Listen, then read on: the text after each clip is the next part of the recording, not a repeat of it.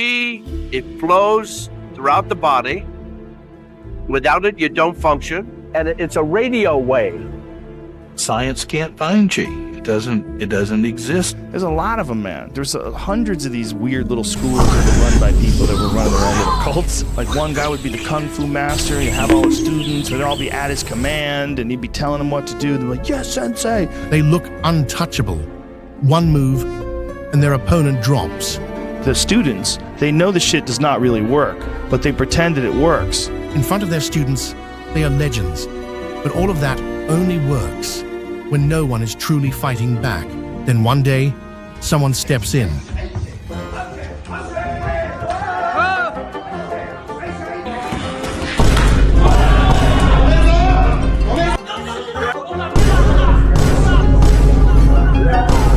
I recognized that, like when I was young, I was like, this doesn't make sense. Because in the real world, there is no room for illusion.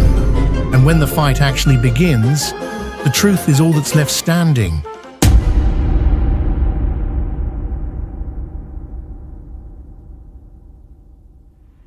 Halo bro, di banyak tempat seorang master tidak dibentuk oleh pertarungan, ia dibentuk oleh kepercayaan. Gerakan yang terlihat meyakinkan, murid yang selalu bereaksi sesuai skenario, dan lingkungan yang tidak pernah benar-benar melawan menciptakan sebuah realitas sendiri. Dalam ruang seperti itu, hampir semua teknik bisa terlihat sangat efektif. Masalahnya bukan apakah teknik itu indah atau tidak, masalahnya jauh lebih sederhana. Apakah teknik itu pernah diuji oleh seseorang yang benar-benar ingin menjatuhkanmu? Selama pertanyaan itu tidak pernah dijawab, seseorang bisa terlihat tak terkalahkan. Sebagian besar teknik yang terlihat meyakinkan sebenarnya lahir dari lingkungan yang sangat terkontrol. Latihan dilakukan dengan pola yang sama, berulang-ulang, serangan datang dengan ritme yang sudah dikenal, respon pun sudah dipahami sebelum kontak benar-benar terjadi. Semua berjalan rapi, hampir tanpa kesalahan. Dalam kondisi seperti ini, seorang praktisi bisa terlihat sangat unggul. Gerakannya presisi, timingnya terasa tepat, dan hasil akhirnya selalu sesuai dengan yang diharapkan. Namun ada satu hal yang jarang terlihat, yaitu lawan di dalam latihan bukan benar-benar lawan. Mereka adalah bagian dari sistem yang sama. Mereka menyerang dengan cara yang sudah disepakati, mereka bereaksi dengan cara yang sudah dilatih. Bahkan dalam kasus, mereka tanpa sadar membantu teknik itu terlihat berhasil. Dan disinilah masalah mulai muncul. Karena ketika semua hal sudah diatur, sulit untuk membedakan mana yang benar-benar efektif dan mana yang hanya terlihat efektif. Selama tidak ada yang keluar dari pola tersebut, sistem itu akan terus bekerja. Semua terlihat konsisten, semua terlihat valid. Tapi valid di dalam sistem itu sendiri tidak selalu berarti valid di dunia nyata. Perbedaan ini jarang terasa sampai seseorang menghadapi situasi yang benar-benar berbeda. Situasi di mana lawan tidak mengikuti ritme, tidak memberi ruang, dan tidak peduli pada alur yang selama ini diandalkan. Di titik itulah semua yang sebelumnya terlihat stabil mulai diuji. Dan seringkali itu adalah pertama kalinya sistem tersebut benar-benar menghadapi kenyataan.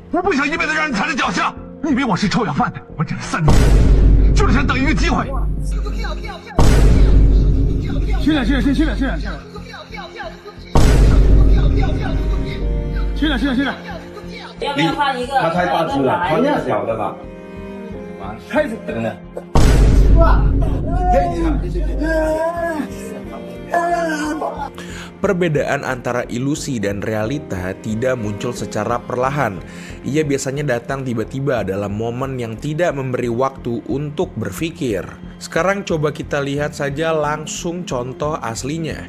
Pada tahun 2017, Su Xiangdong berdiri di depan Wei Lei. Tidak ada ritual panjang, tidak ada jeda untuk membaca situasi.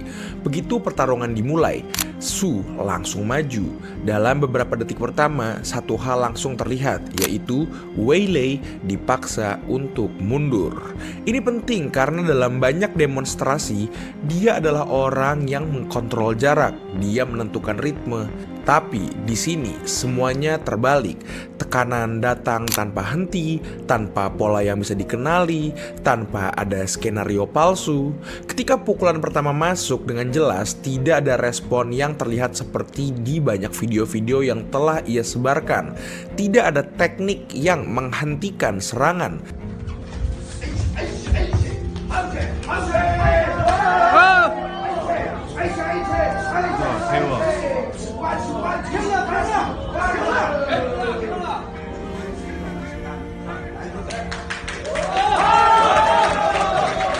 Semuanya terjadi terlalu cepat. Pertarungan itu selesai dalam hitungan detik, tapi yang runtuh bukan hanya satu orang. Yang runtuh adalah keyakinan bahwa teknik yang tidak pernah diuji bisa bertahan dalam kondisi seperti itu. Lalu hal yang sama muncul dalam bentuk lain. Dalam satu kejadian, seseorang yang mengklaim dirinya sebagai penerus gaya Bruce Lee mencoba menghadapi petinju profesional Manny Pacquiao. Perbedaannya langsung terlihat tanpa perlu penjelasan panjang. Kecepatan, timing, dan keputusan yang diambil di bawah tekanan tidak berada di level yang sama. Di situ tidak ada ruang untuk mencoba memahami lawan secara perlahan. Semua harus terjadi secara instan. Dan ketika seseorang tidak terbiasa dengan kondisi itu, celahnya langsung terlihat.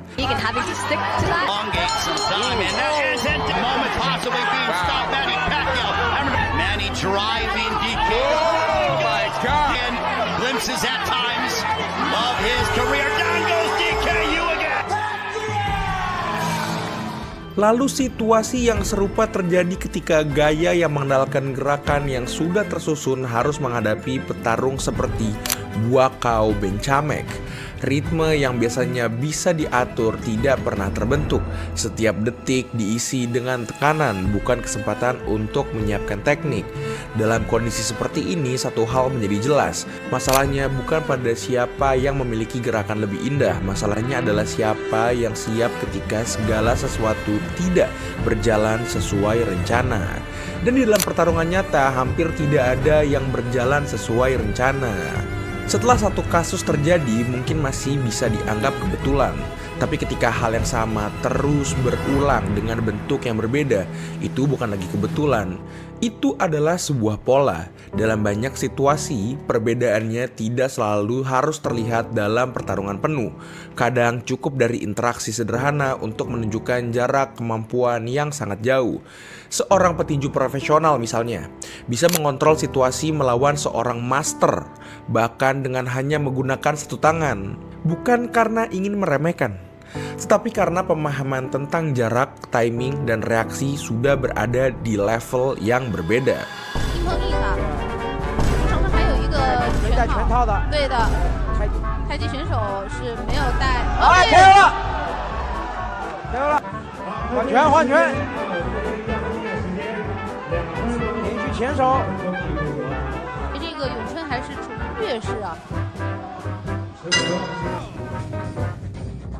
Hal yang sama terlihat ketika seorang praktisi Wing Chun yang terbiasa dengan pola latihan tertentu harus menghadapi lawan yang tidak bisa mengikuti ritme tersebut. Begitu tekanan datang secara acak dan tanpa jeda, urutan gerakan yang biasanya rapi tidak sempat terbentuk. Keputusan harus diambil dalam waktu yang sangat singkat, dan di titik itu, pengalaman dalam menghadapi situasi nyata menjadi hal penting untuk menentukan momen-momen tersebut.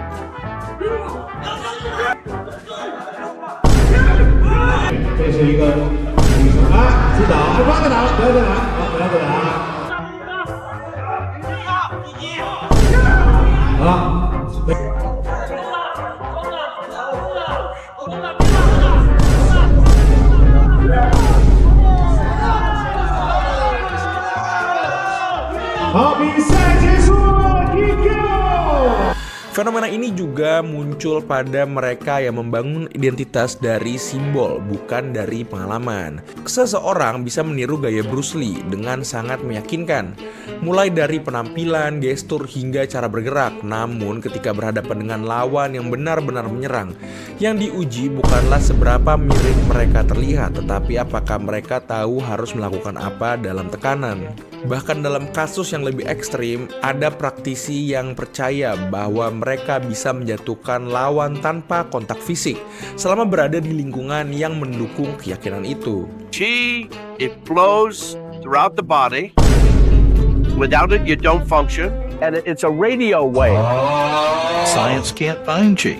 It doesn't exist. Semuanya terlihat berhasil, namun begitu berhadapan dengan seseorang yang tidak bereaksi sesuai harapan, tidak ada yang terjadi, tidak ada efek, tidak ada respon, dan disitulah batas antara kepercayaan dan kenyataan menjadi sangat jelas.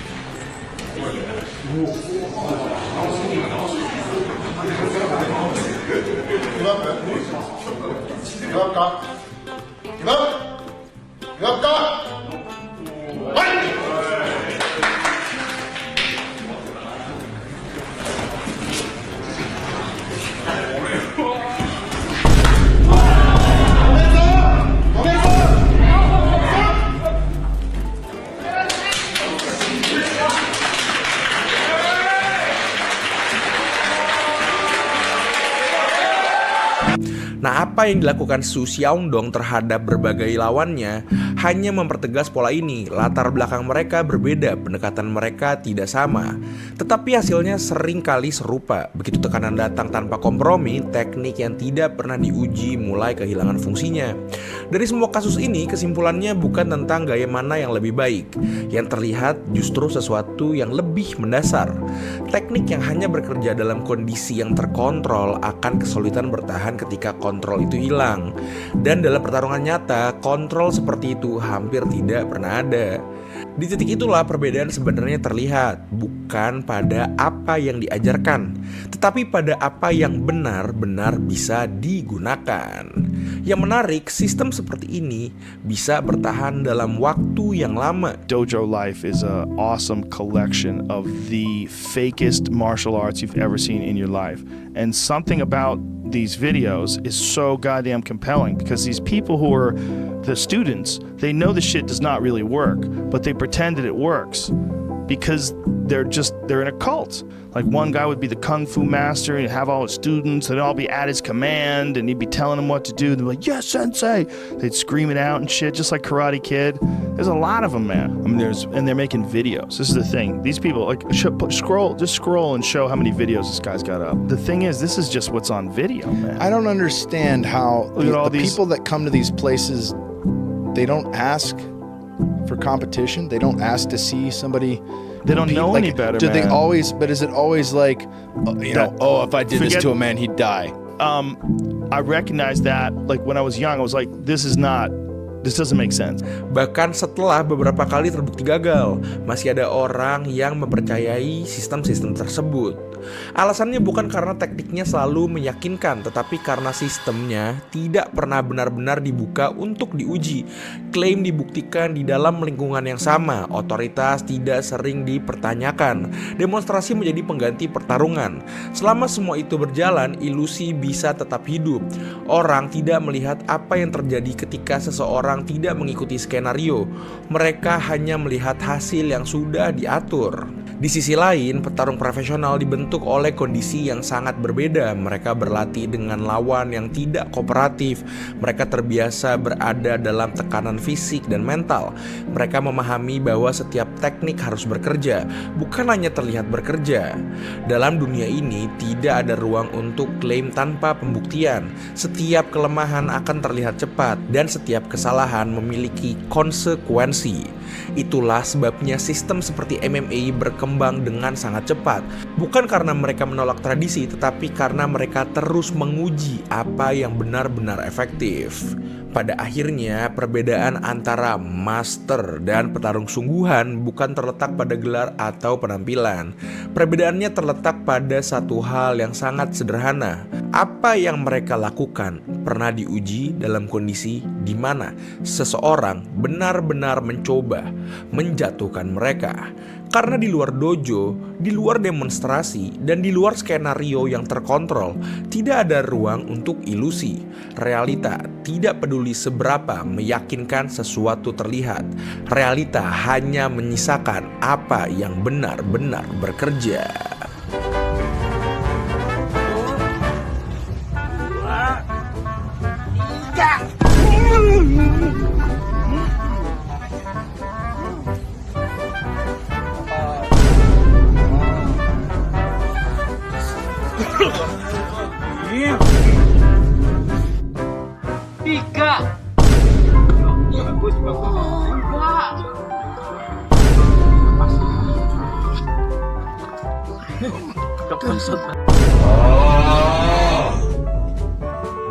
Nah, udah segitu aja buat video ini. Terima kasih banyak udah nonton. Jangan lupa like, komen, dan subscribe. Nah, gimana nih menurut kamu? Bela diri aneh atau master palsu? Seharusnya mereka diuji dengan petarung asli, atau ya udahlah biarkan mereka menjadi tradisi aja. Dadah, wacow.